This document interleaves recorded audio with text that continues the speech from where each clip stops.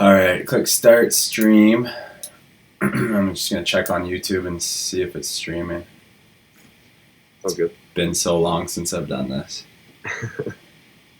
Through OBS anyways. Yeah, it looks like it's going. Sweet. Cool. We should be live. Let me just double check on my phone. Pull up YouTube here.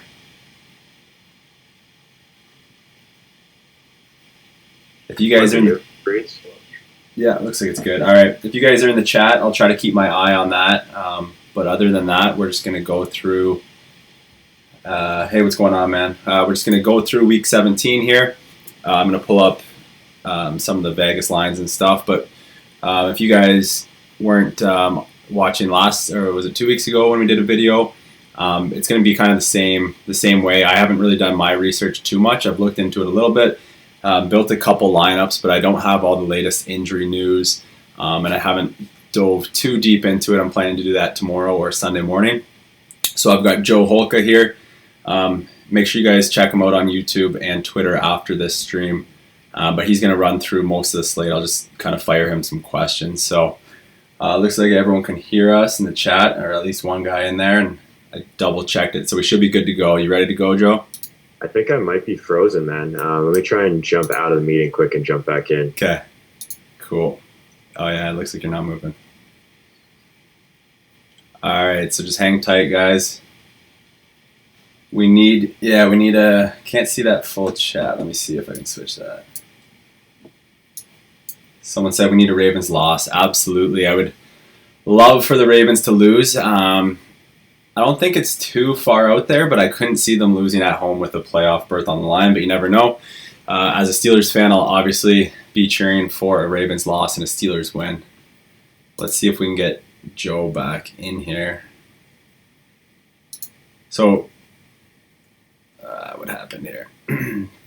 Yeah, I'll definitely be playing at least one Steeler, maybe two. We'll kind of get into that. I've been looking at Antonio Brown, but he's dealing with an injury. Juju's a good play. We don't know about Connor. I think Ben would be a good play at quarterback. So, yeah, I'll be rooting for my Steelers pretty hard and probably playing them on DraftKings a little bit as well.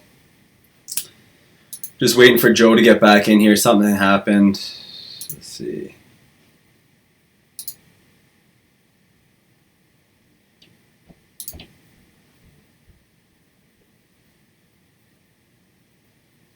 All right, so Joe, it looks like Joe's computer froze up and he's going to have to restart it. So I'm just going to kind of give my take on the week so far. So again, I haven't done a full dive into the slate.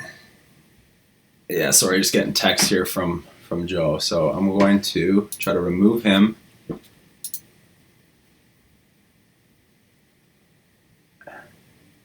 All right, I don't know how to work this thing here. It said he can't come back in if I kick him out. So let's see. Co-host.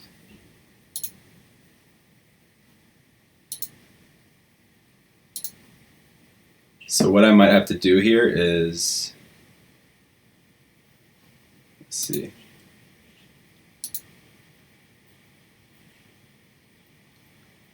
Mike says, go Patriots. Yeah, they got a pretty big game this week. I could see them having a really big game, and I kind of like a couple Patriots. I like Edelman. I like Hogan, even Brady.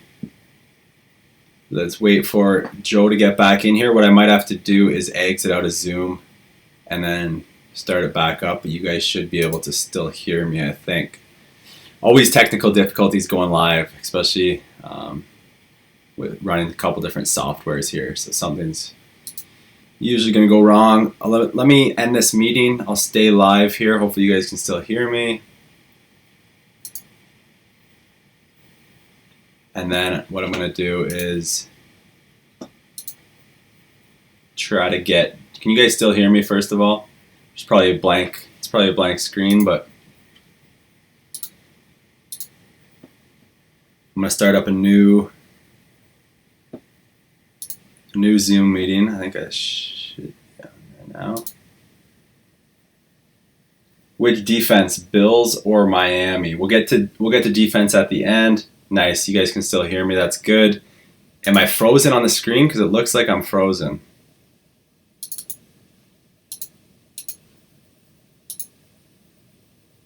Just frozen pick. All right, you guys can hear me. Looks like my pictures. Yeah, let me invite.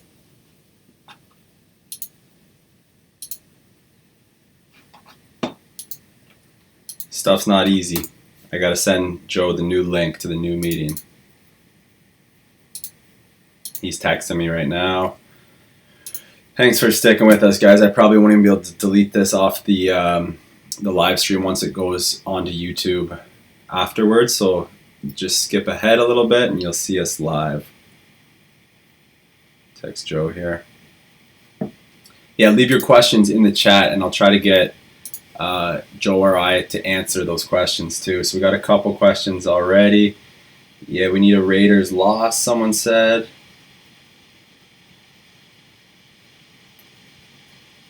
Bills or Miami defense. We'll take a look at defenses in a bit.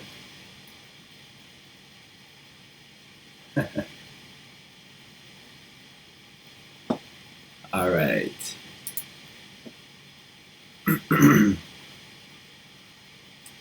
Booker or Freeman. See, that's one decision that I haven't looked into really. So I don't know who's really going to get the ball there in Denver with Lindsey out. So I'll have to see what Joe says about that. I'm going to take a look at their prices too. Goff, a good cash lineup starter. Without Gurley, I don't like Goff as a cash play. Their team total has probably dropped. I'm going to have to look at that. Let's see. They're still expected to put up, their implied team total is still 29.8 points, which is kind of surprising for me. So with that implied team total, I don't mind Goff in cash. I would maybe go up the extra 900 to Mahomes if I was going to pay 6,200 in cash, but I don't mind it. He wouldn't be at the top for me. We got Brady, Roethlisberger, Mahomes, all with implied team totals of 30 or above. Let's see if Joe can get back in here.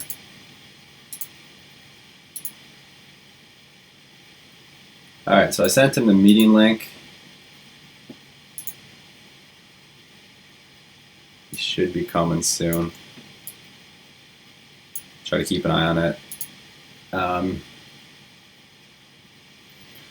While we're waiting on him, I'll continue to answer. There he is. So Davante Adams, is he questionable?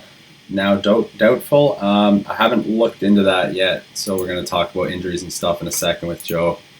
So it looks like he's back in. Yeah, I can hear you. Weird. I had to get the PC shut down for some reason there. Sorry about that, fellas. Should be good now, though. Cool. Yeah, looks like we're live and good to go. Perfect. What did I miss? Catch me up. Not too much. Just trying to figure it out.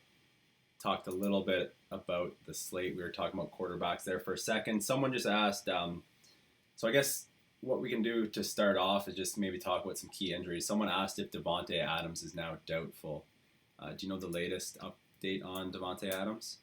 Yeah, so it looks like he's a little bit banged up, and I don't think we're going to get any kind of clarity on Adams until tomorrow, probably. The problem is, like, there's quite a bit of narrative surrounding him too. He's, I think, 2 catches short of one of the reception records, and then I think he's like 134 yards short of the receiving record for the Packers too. So like, if he plays, I could see him just getting fed the ball. But I'm just kind of double checking if there's anything that's come out today on him. I don't think we have anything quite yet. It looks like he's questionable. He didn't practice all week though, but I mean, he is expected to play as of now. But we'll see. Looks like in that same game, Randall Cobb will play, and then St. Brown looks doubtful. So kind of a lot of question marks at Green Bay for sure. Yeah, I had St. Brown as one of my picks last week, and I think he was at 5 catches, 95 yards, and then he got a concussion early in the fourth quarter, so that hurt. That was before the bonus. That was my sleeper pick last week. So it was still a pretty good play at 3,100, I think he was, but. Yeah, the Green Bay receivers, that's something to look at if Adams is going to be out tomorrow, but yeah, we probably won't find out till tomorrow. What about, someone was asking about Booker with Lindsey out or Freeman? Yeah, so that's my kind of, I guess, big worry with that game is I think a lot of people are going to be on Royce Freeman. My concern is that Booker is going to be a little bit more involved than maybe people have talked about so far this week.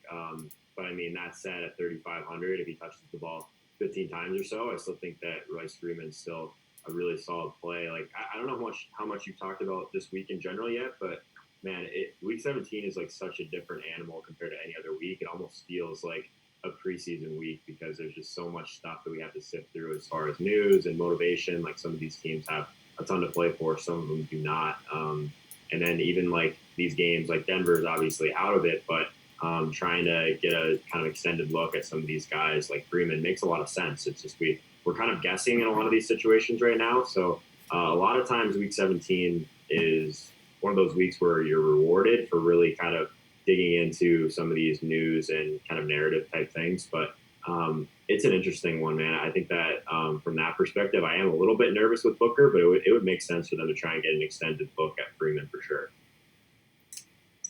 Yeah, for sure. Week 17 is kind of educated gambles all around. You try to get educated with what's going to happen, but you're always taking a gamble, depending because coaches aren't always going to tell the truth if their starters are going to play and all that. So it's really interesting.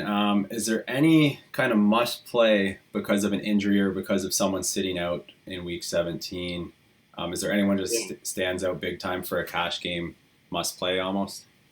To me, it's Saquon Barkley for a couple of reasons. Like we talked about all this uncertainty. I mean, I would be shocked if they don't give him extended run in this game. I think there's still a little bit of narrative that they're trying to kind of justify that high pick that they spent on Saquon. But the big thing for me, it's almost like reverse of some of these other situations. So Dallas is one of those teams that has nothing to play for. They can't move up or down in their playoff seeding. So if we get Saquon Barkley against some of these second string Dallas defenders, pretty much a smash spot. So I think that he's probably the closest thing to a lock on this slate for sure. But I honestly think that Patrick Mahomes, him and Patrick Mahomes probably be the highest owned players on the entire slate. But it's pretty tough to get away from both of those guys in cash for sure.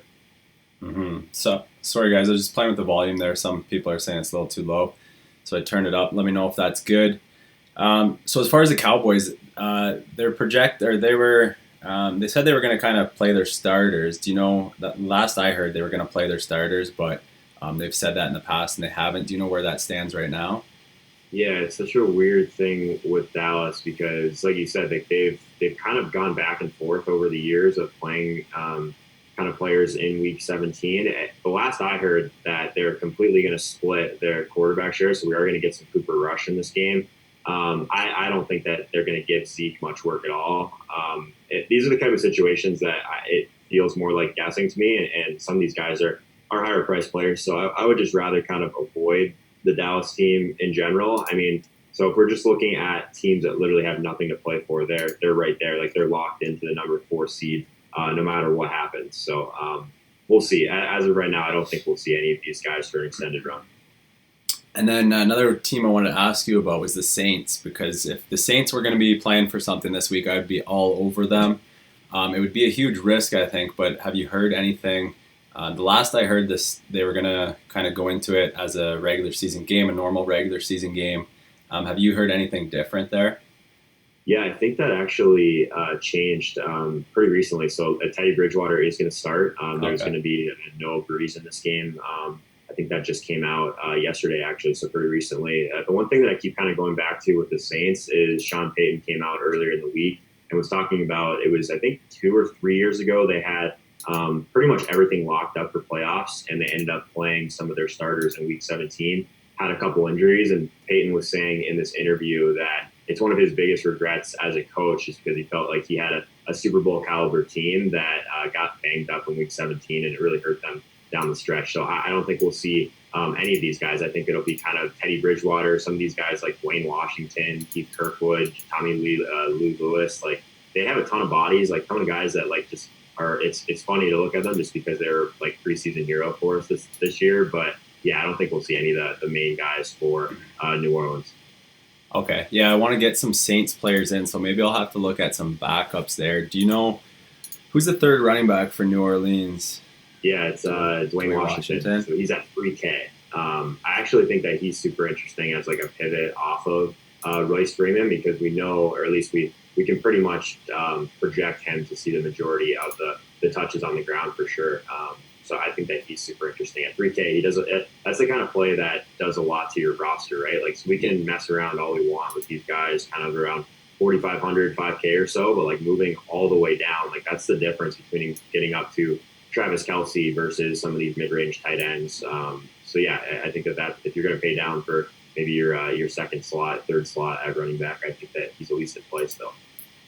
Yeah, for sure. And so I haven't done any research since Thursday night, so I missed a lot of Friday news. Did they come out and say if any of the other running backs were going to be starting or playing at all for the New Orleans, or?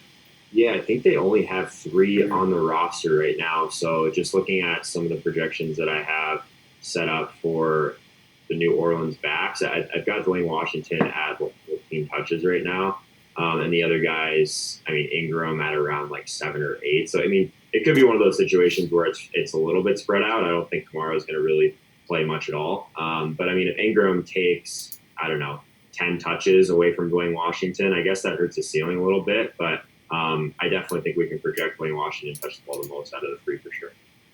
Yeah, I'm going to have to take a hard look at him because I do like the Saints players at home against Carolina, even if it is kind of a backup squad. So I'll have to look into that a little more. Let's maybe run through position by position quickly if you got some time here.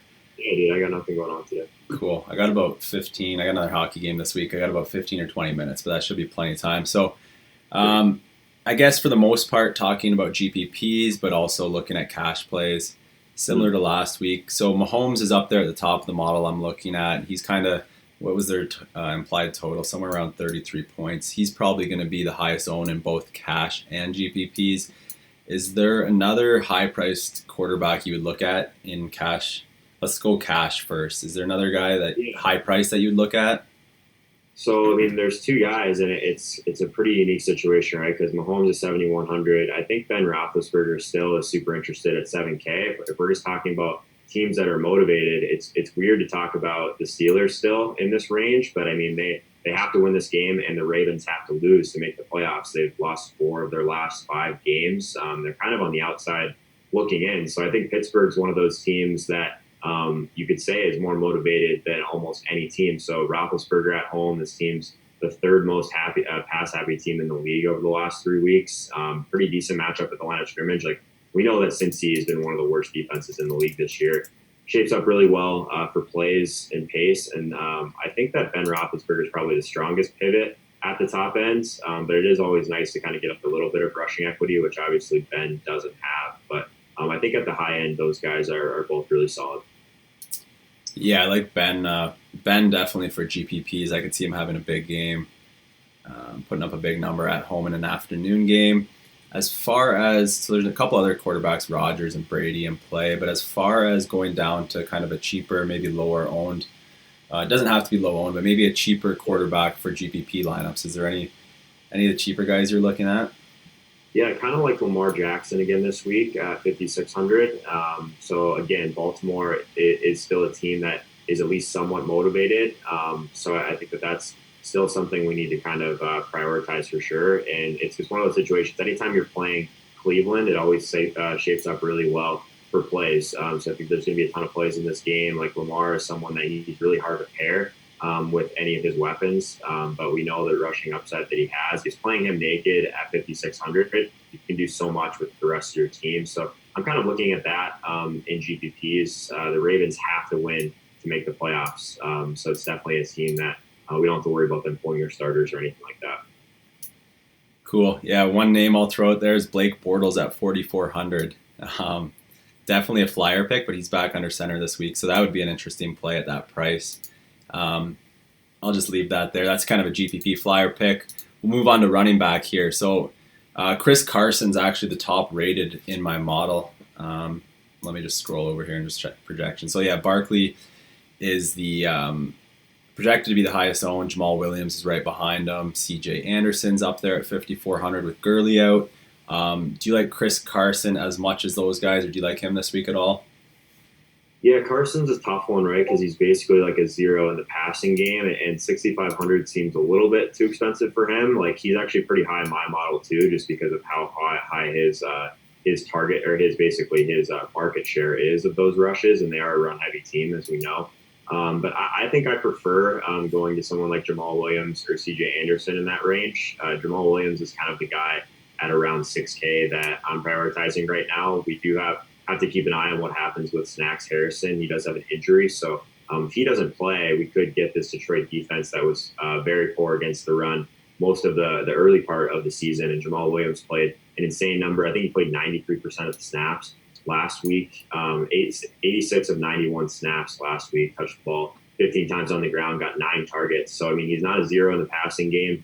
The biggest, I guess, concern is that Detroit likes to kind of slow the pace down, and there might not be a ton of plays in this game, and they have been extremely pass heavy. But I still think Jamal Williams is interesting. CJ Anderson without Gurley, like I still think that the role is what we need to kind of focus on here, and just maybe not focus as much on CJ Anderson. He looked great last week. This offensive line has been one of the best in the entire league for run blocking for the entire year. And like a lot of these touchdowns that Gurley's been getting, he's just been like walking into the end zone because of how dominant they've been at the line of scrimmage around the goal line. So I think he could definitely get there. Probably less passing upside than Jamal Williams. So.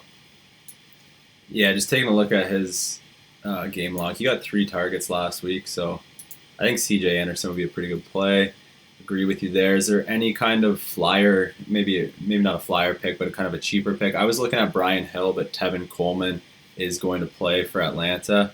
That kind of takes Brian Hill almost off the board for me. Maybe in GPPs at 3,900. But is there anyone else, any other running backs down in like the 4K or even 3K range that you're taking a look at? Yeah, so I mean, I still think that if we're going all the way down, it's probably Royce Freeman or Dwayne Washington for me. But if we're not looking at any of those type of guys, like there's a couple of guys that make some sense. If we want to talk about Gus Edwards, I mean, anytime like you have a rushing quarterback like Lamar, it opens up the run game a ton. So I think that he's at least a guy we can project to touch the ball about 20 times, but he's not going to have a huge role in the passing game. But I think that he's at least interesting in this Cleveland game where we think there's going to be a ton of plays. I think that they're still motivated. 4,400 for a guy that's going to touch the ball a bunch. I think that Gus Edwards would probably be the guy that I'd be kind of looking at in some GPP situations. Cool. Yeah, just kind of going down the list here for a really cheap play, maybe a flyer pick, Kenyon Drake, 3,700, kind of in a tough matchup, and he's not getting many carries, but he is involved in the passing game, so I don't know, a little bit of a flyer pick there at 3,700. We'll move on to wide receivers. Again, lots of high-priced receivers that are in play. If Devontae Adams does play at 8K, I think he makes a really good play. We got Antonio Brown up near the top of the model I'm looking at. We got Juju. We got Edelman. Julio Jones is up there. Hopkins. We got all the big dogs in the 8K range, 8K range that are in pretty good spots. Is there any high-priced receiver that really stands out for you? Yeah, so we got to keep an eye on Antonio Brown's injury too. It looks like he's questionable, actually a game time decision too. So must-win game for the Steelers. So I definitely think that these Pittsburgh guys are super interesting. Probably looking at Juju a little bit harder just with this injury we have with Brown. The guy that I've kind of gone back and forth with, at least kind of gone full circle on this week, is Tyreek Hill. So I originally thought that he'd be one of like my favorite plays on the entire slate, and I looked into it a little bit more, and the Raiders have actually been really good at defending deep passes for whatever reason. One of the best teams in the league, actually. So I think they're like pretty content to keep things in front of them, and that's probably the reason they've been so poor against wide receiver twos and tight ends on some of those shorter throws. So I mean, Tyreek Hill can still kind of break the slate wide open, and I mean, just really kind of make it happen on like 7 or 8 targets. But it's really hard for me to pay 8,400 for that.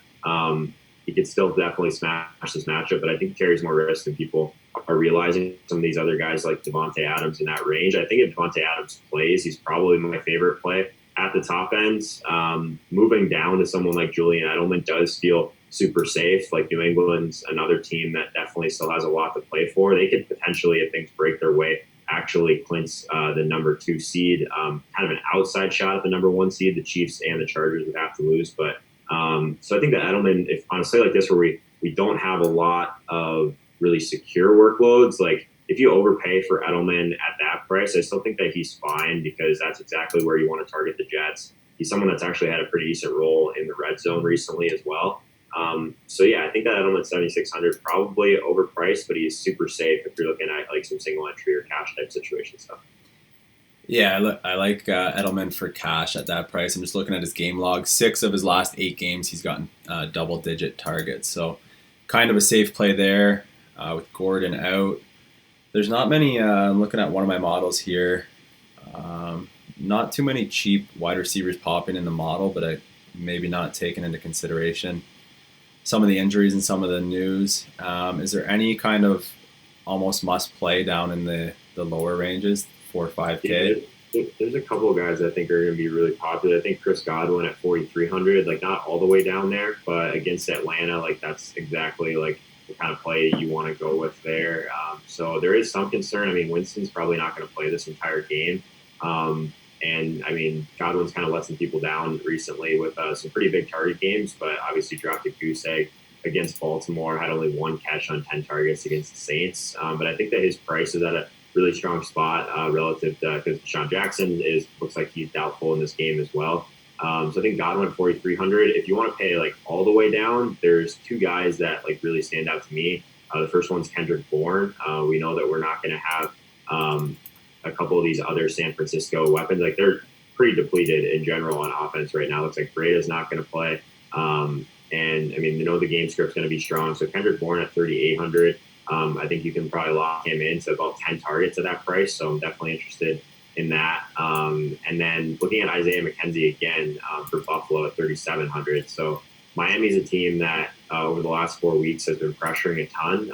And they Buffalo in general has been giving up a ton of pressure. So that leads me more to the guys that are kind of doing these like kind of short, low ADOT type plays. And Isaiah McKenzie fits that mold a lot more than someone like Foster in Buffalo. So I think that he's a guy like even over the last couple of weeks, like 8 targets, 7 targets, 7 targets, and he's still only 3,700. So interested in him for sure too.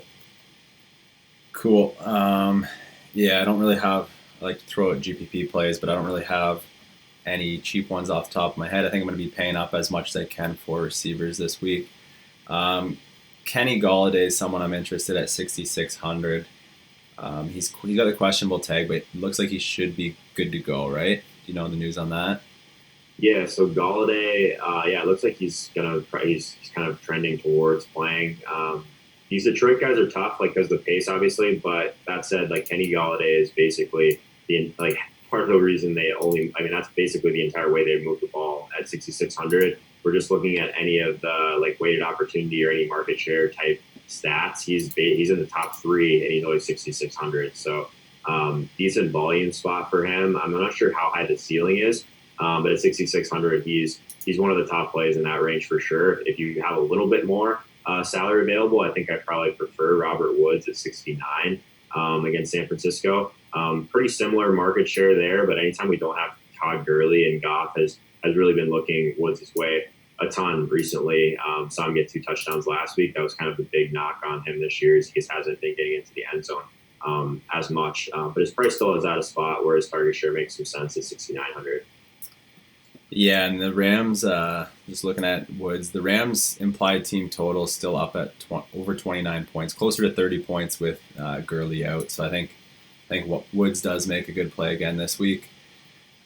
Moving on to tight ends here. I guess we'll wrap it up with tight ends. Maybe touch on defense. We'll see. But tight ends, we got Travis Kelce, probably going to be the most popular play in, I would guess, probably the most popular play in cash and GPPs. Then we got Kittle right there as well. Obviously, Zach Ertz. Of the 3 higher end guys, let's say for GPPs, would you go with Kelce or would you kind of pivot? Yeah, so that's the thing. So I think Kelce, like he's by far the top guy in my model right now. I think that the ownership is going to get probably around 25-30% in some tournaments for sure. I think that if you wanted to pivot to Kittle, it definitely makes some sense. There's some narrative surrounding like Kittle's only 40 yards, I think, behind Kelce for the record and for this year of the kind of the tight end race for receiving yards. So I think that that's interesting. Kittle's like a focal point in this offense with a ton of upside after the catch, obviously. Zach Ertz is going to be the lowest going up to 3, though, for sure. So if you wanted to go back to that, like Philly's another team, they have a ton to play for. If they don't win, they don't have a chance to make playoffs, and they need a Minnesota loss as well, I believe. So ton of incentive there for Ertz, and I think that those are the three guys. Like I don't think there's really a ton at tight end that I'm super interested in at the low end. I think these are the three guys. If you're running out a bunch of GPP teams, it's one of those weeks where we're at the top end. It's a pretty clear tier one based on the rest of us available. Yeah, I'm going to try to pay up for Kelsey if I can, 7,200. I think with that implied team total at 33 points, I think he makes the best play, even given his ownership. Another guy I might pivot to in GPPs would be Gronk at 5,100. Their implied team total is 30. Do you like him at all at that price? Yeah, the one thing I'll say about Gronk is he's still running a ton of routes. So that's something that's super predictive at the tight end position, is just trying to target these guys that run a ton of routes. His upside just hasn't really been there this year, but at his price at 5,100, I think he's fine in tournaments. He's definitely not like a core player or anything like that, but you get a ton of savings off of some of these other spots. But yeah, if we're just looking at the matchup, like the Jets can definitely be beat by tight ends. We know there's going to be points scored in this game. It's just hard to peg exactly where those points are going to come from on the New England side for sure. Matchups definitely better for Kelsey, and target share and all that is probably better for Ertz and Kittle. But yeah, you'll get Gronk at some pretty low ownership. I think maybe like 2 to 5% or so. Yeah, it's projected around that. Yeah, the only thing I was worried about with Gronk was because of his injuries. If they were up big, maybe they would pull him. So, yeah, definitely a GPP flyer pick, but someone I'll be looking at with the lower ownership. We'll touch quickly on defense. I don't love going over defenses because it's pretty random week to week. But we got the projected ownership, highest owned defense being Kansas City at 2,600, Philadelphia at 2,700. It's not too far behind. Is there any other defenses in the 2K range that you were looking at? Yeah, so this is a week too where, like, in general, defensive scoring is pretty random based on a bunch of different things and scoring. But this week it's almost even harder to project because we don't know exactly what the workload is going to be for some of these starters. So I do agree that Kansas City on paper looks like probably the best play under 3K.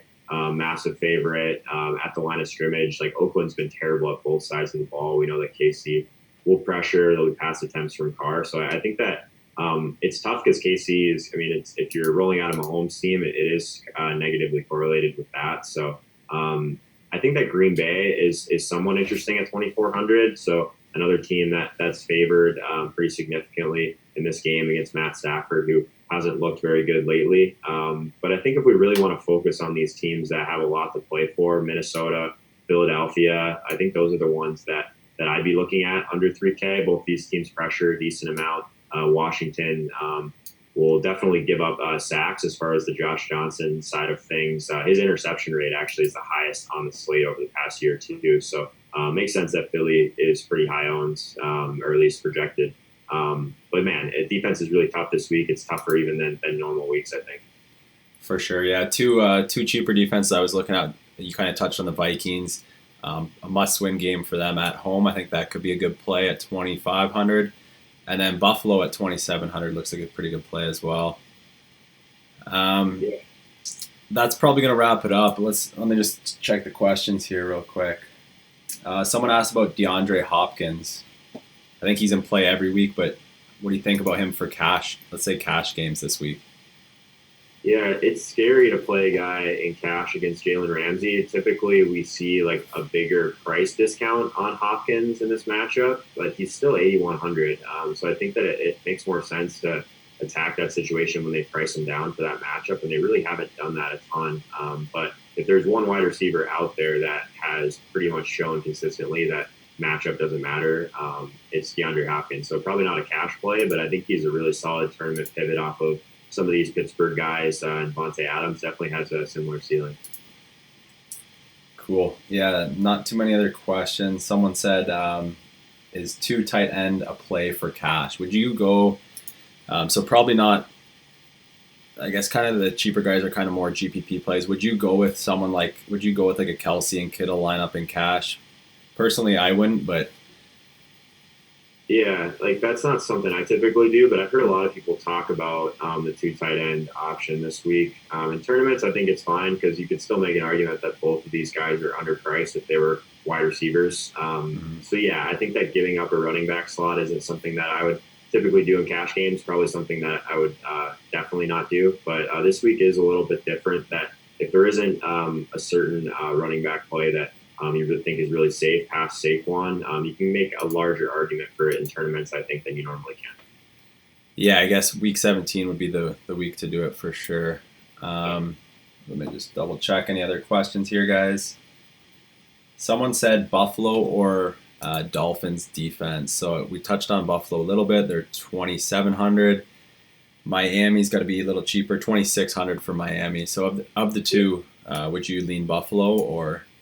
I do like Buffalo, but I looked actually a little bit deeper into Miami. Did a video about this early in the week, actually, and Miami's actually been pressuring top five over the last 4 weeks, and Buffalo is bottom five in pressures allowed. So we know that they're going to be able to get to Josh Allen. So Miami's not a defense that I've really been on a ton this year, just because they're never really a large favorite and the pace isn't great. But this is a spot where I think they could definitely get some pressure on Allen, and he's been pretty mistake prone and has taken a lot of sacks. So I think that Miami's a really interesting pivot in that range because everyone's pretty much going to be on KC in that range. Cool. All right, so we're going to wrap up there. I got to take off. Thanks for coming on again, Joe. You want to let them know where to find you on Twitch and Twitter and YouTube? Yeah, for sure, man. It's been a lot of fun to do these with you. Hopefully we'll get to do a couple more before the season ends. But yeah, sure. You guys can find my YouTube channel, Joe Holka, and then over on Twitch, that's where I do the majority of my live stuff. So that's twitch.tv/Joe Holka, and you can find me on Twitter at Joe Holka. Pretty simple. Cool. All right, thanks for joining us, man. No problem, dude. Have a good one.